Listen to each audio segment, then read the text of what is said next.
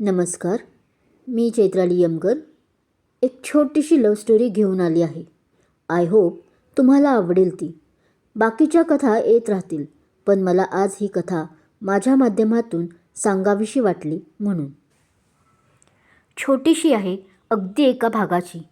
तर मग चला, वेळ न दडवता आपण सुरू करूयात ह्या एका छोट्याशा लव्ह स्टोरीला. एका भागात. आई, मी येते ग, म्हणत एक 20-22 वर्षाची मुलगी आरशात पाहून आपले केस नीट करतच ओरडते. तसं अचानक तिचं लक्ष आपल्या मंगळसूत्राकडे जातं.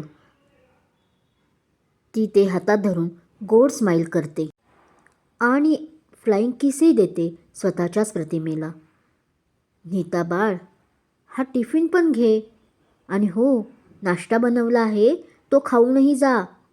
तोच एक 50शीची बाई धापा टाकतच तिच्या हातात एक टिफिन बॉक्स देत बोलतात. आई, अगं मी येतच होते ना खाली, पण त्यांची अशी धावपळ पाहून त्या मुलीला वाईट वाटले.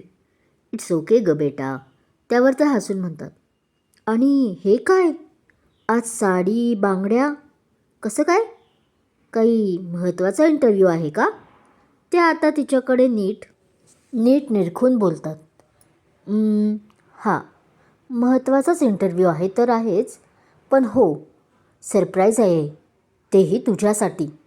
ती मुलगी शेवटचं वाक्य बोलून त्यांच्या गळ्यात पडते. माझ्यासाठी सरप्राईज? आणि ते ऐकून ते आनंदाने विचारतात. नक्कीच, मग माझा गोलू येत असेल, त्या हसून म्हणतात. आणि हिचा इतका वेळ आनंदी असलेला चेहराच पडतो. काय ग, काय झालं? तू का उदास झाली? पण तिचा असा पडलेला चेहरा पाहून त्या आता काळजीत बोलतात.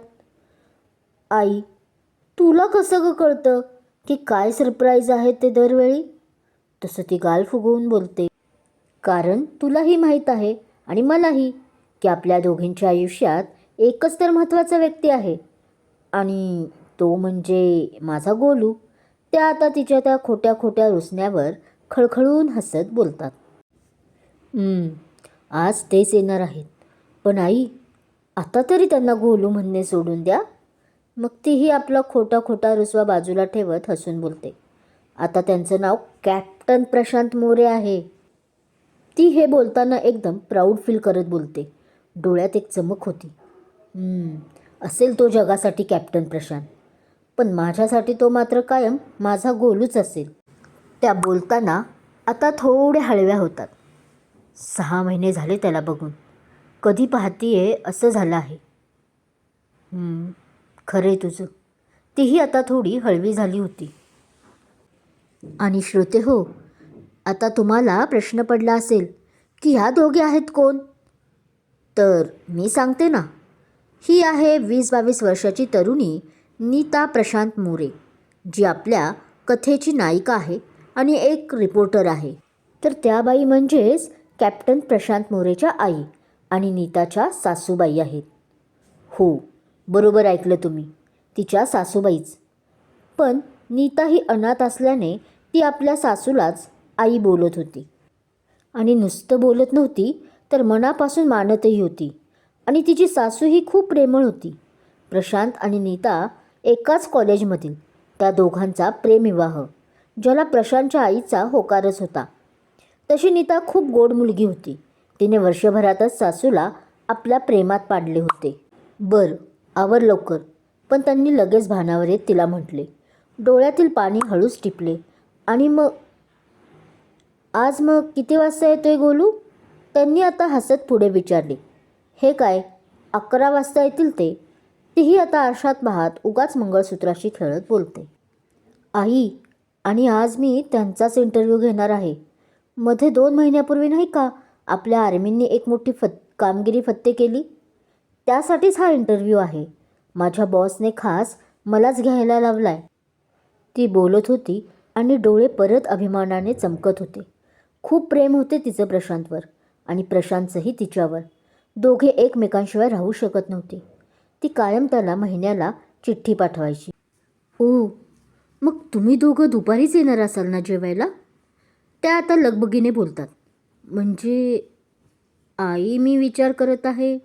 ती आता जरा संकोचाने बोलायला लागते. मी दुपारचं लंच यांच्याबरोबर बाहेर करावे. त्यांना सरप्राईज पण तिथेच द्यावं म्हणत आहे. ती आता आपल्या पोटाकडे पाहत हळूच बोलते. ओ. तसं त्या थोड्या नाराज होतात, पण त्यांचं तिच्याकडे लक्ष जाताच त्यांना कळते तिला नक्की काय सुचवायचे आहे. अरे, हा तर प्लॅन मस्त आहे. त्याच्यासाठी हे सरप्राईज आहे नाही का? आणि आत्ता त्यांच्याही डोक्यात तूप पेटते जेव्हा त्या तिच्या पोटाकडे पाहतात. हो ना आई, किती खुश होतील ना तेही न्यूज ऐकून. आणि त्यांचा तो हसरा चेहरा पाहून नीता पण मनापासून खुलते, कारण तिलाही कळते की त्या नाराज नाही आहेत. हो, खूप खुश होऊन जाईल बघ. त्याला तर लहान मुले खूप आवडतात. त्याही मग त्याच्या आठवणीत हरवून जात म्हणतात. चालेल, तू असंच कर. तुमचा तो इंटरव्ह्यू झाला ना की त्याला त्याच्या आवडत्या रेस्टॉरंटमध्ये घेऊन जा.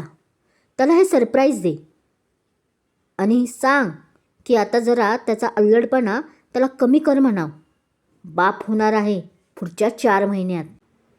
त्या बोलतात आणि त्यांचं ते अल्लडपणा कशासाठी आहे हे माहीत असल्याने नीताला जास्तच लाजायला येतं. हो, ती 5 महिन्यांची प्रेग्नंट होती. 6 महिन्यापूर्वी प्रशांत 1 महिन्याची सुट्टी घेऊन आला होता, खास त्या दोघांसाठी. कारण लग्न होताच त्याला त्याच दिवशी जॉईन व्हावे लागले होते बॉर्डरवर. आणि हो, नंतर वाटल्यास टाईम स्पेंड पण करा. कॉलेजमध्ये असताना जिथे जिथे फिरायचा ना दोघे, तिथे तिथे जा आणि एन्जॉय करा. त्यापुढे हसून तिला डोळे मिचकावत बोलतात. अय्या, हो आई, हा तर प्लॅन अजून सुपर आहे. आणि त्यांचं बोलणं ऐकून तीही खुश होते. बस अशीच खुश राहत जा. गोलू येणार आहे म्हटल्यावर बघ कसं एक फुल फुललंय. त्या तिची हातानेच नजर उतरवत म्हणतात. चल आई, तुझं पण काहीतरीच असतं. आणि ते ऐकून तर ती अजून लाजून लाल होते. बरं, चल खाली. आता नाश्ता तर करून जा. आणि त्या तिला आग्रही करून खाली यायला सांगतात. हो आई, आलेच. पर्स घेऊन येते म्हणताच त्याही हो म्हणून खाली जातात तिचा नाश्ता वाढायला. ही हातात पर्स घेत असते की अचानक तिला काहीतरी आठवते. ओ. आणि ती कपाळावर आपल्या हात मारते. मी तर तुला हे द्यायलाच आज विसरले. असं म्हणत ती पर्समधून 2 कॅडबरी काढते डेअरी मिल्कच्या. ही एक तुझी आणि ही एक माझी म्हणत ती त्या प्रशांतच्या फोटो फ्रेमपाशी ठेवत हसून म्हणते. खरं तर ही आज नसती ठेवली तरी चालले असते.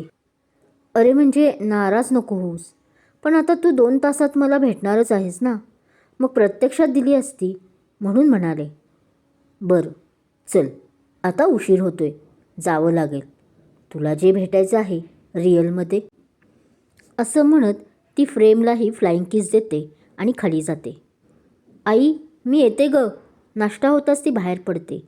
ती प्रेग्नेंट असल्याने ऑफिसची कॅब तिला घ्यायला बाहेर आलीच होती. तसं त्यात बसून ती ऑफिसला जाते. ऑफिसमध्ये मात्र वेगळंच वातावरण होतं. सगळेच तिच्याकडे पाहत असतात. नीता, आलीस? तोच तिच्या न्यूज चॅनलचे एडिटर आले होते तिच्याजवळ. ते तिला घाई करत बोलतात. बरं ऐक, तू हे बुलेटिन आधी वाच. ते तिला स्टुडिओमध्ये आणत घाईत बोलतात. पण सर, आज आपण आधी इंटरव्ह्यू घेणार आहोत ना, कॅप्टन प्रशांत मोरे यांचा.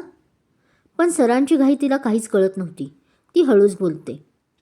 हो, ते तर आहे, पण आधी तू हे बुलेटिन वाचायला घे. It's emergency. पहिली न्यूज आपल्याच हाती आली आहे. ते मात्र तिला अतिघाई करत होते, जे तिला अजिबात पटत नव्हते. पण बॉस सामान ठेवला पाहिजे म्हणून ती नाईलाजाने ते बुलेटिन वाचायला घेते. आत्ताच आलेल्या आमच्या सूत्रानुसार आपल्या शत्रू देशाने आपल्या देशावर हल्ला केला, जो खूपच प्राणघातक होता, ज्यात आपले 20 सोल्जर्स शहीद झाले. ती बातमी लाईव्ह वाचत असते. तो हातातला कागद आता फडफड करत होता. हळूहळू ती एक एक सोल्जर्सचं नाव सांगत होती. पण शेवटचं नाव वाचून आता मात्र ती कमालीची शांत झाली. कारण नाव होते कॅप्टन प्रशांत मोरे. ते नाव वाचून तिची शुद्धच हरवली. आणि जेव्हा तिला शुद्ध आली तोपर्यंत कॅप्टन प्रशांतची बॉडी घरी आली होती. चितेला आग देण्यासाठी तिच्या सासूने तिला हक्क दिला, कारण त्याचं बाळ जे पोटात होतं. ती अग्नी तर देत होती, पण अजूनही रडली नव्हती बातमी समजल्यापासून. पण जेव्हा सगळ्यांची पांगापांग झाली तसं ती परत त्या जागी आली जिथे तिने आपल्या हाताने अग्नी दिला होता. तिथली आग आता शांत झाली होती. प्रशांतच्या बॉडीची राहिली होती आता फक्त राख, ज्याला हातात घेऊन तिने टाहो फोडला होता आता. समाप्त. कॉपीराईट चैत्राली यमगर डोंबाळे. निशब्द आहे मी, पण कथा तुम्हाला कशी वाटली ही छोटीशी, ते मात्र कमेंट्स करून नक्की सांगा.